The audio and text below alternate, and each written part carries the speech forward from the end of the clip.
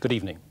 The city's had an awful lot on its plate this week. At home, the single most important move has been the letter of intent that Chancellor Healey dispatched to Britain's bankers in Washington, the International Monetary Fund.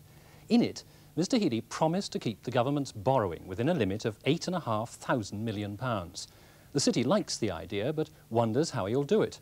After all, recent tax changes, forced on him by the opposition, have already rather upset his predictions. Meanwhile, the metal markets were keeping a close eye on the events in Zaire. Zaire is the world's largest producer of industrial diamonds. Happily, the diamond mines are outside Shaba province and many hundreds of miles from the town of Kolwezi, so supplies of industrial diamonds shouldn't be affected by last week's rebel invasion. But around Kolwezi, there are some other very important mines. About 10% of the world's copper exports come from this area, and two-thirds of this stuff, cobalt, comes out of the mines in Shaba province. The copper price has jumped by more than £50 a tonne since the invasion. More alarming, though, is what's happening to cobalt, an even more strategic commodity. It's used in the production of special alloys for jet engines. These planes couldn't fly without it.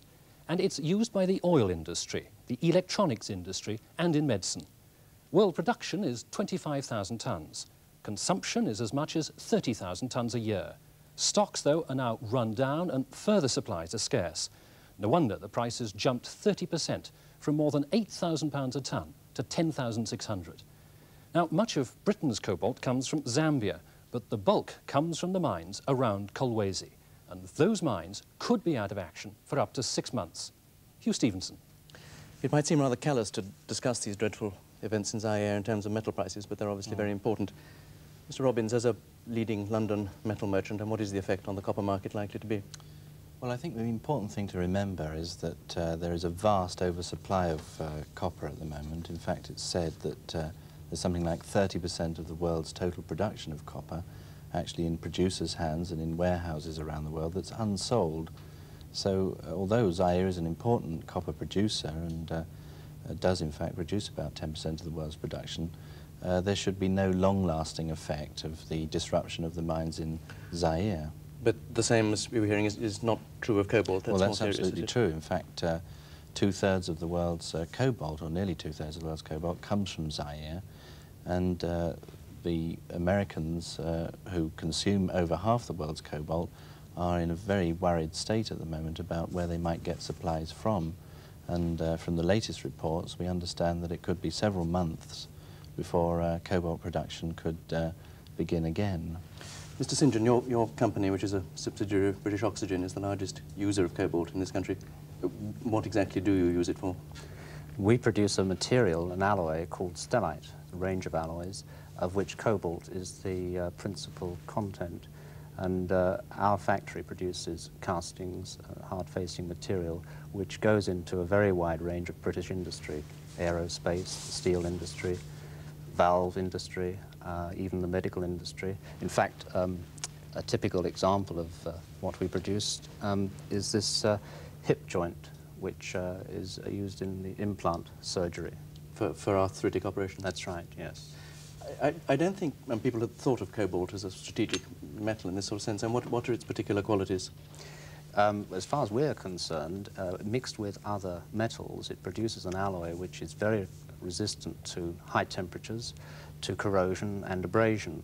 And although there are other materials which can be used to combat any one of those factors, where you have combinations of those factors, our material, stellite, is supreme.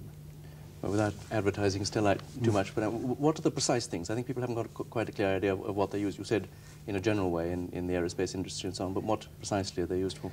Well, for example, there are components in jet engines which are made from stellite. In the steel industry, there are certain processes which naturally involve very high temperatures and abrasion, wear, and components made of stellite with the cobalt content, of course, wear out very much less rapidly than virtually any other material available. But is it truly a strategic metal in the sense that if it doesn't exist, we're in strategic trouble? I think the vital thing to remember about cobalt is that it's very difficult to find a substitute for it. In other words, particularly in the aerospace industry, where alloys could take several years to develop and an awful lot of research would go into the type of alloy, that they use, and it may be that if there is a continuing shortage of the material, that the jet engine producers particularly could be in trouble for supplies and may be disrupted from actually producing jet engines. But I think one thing important to remember is that there was a shortage of cobalt even before this Zairian raid. But you're suggesting that as a serious possibility, that the United States might not be able to produce the military aircraft that it's currently planning to produce? I don't regard at the moment the situation as being as serious as some of the newspaper reports have tried to make out. There are stocks of cobalt in the world, and there's material in the pipeline from Zaire, and we as a company, for example, are well assured of supplies being available for several months to come. It really depends entirely on the extent of the damage to the mines and how long they're out of action. But what is the stock position? I mean, where are the big stocks? Well, for several years there were very large stocks. I think in your preamble to the programme you mentioned that consumption exceeds demand by something like 5,000 tonnes a year, which in a small market like this is very important.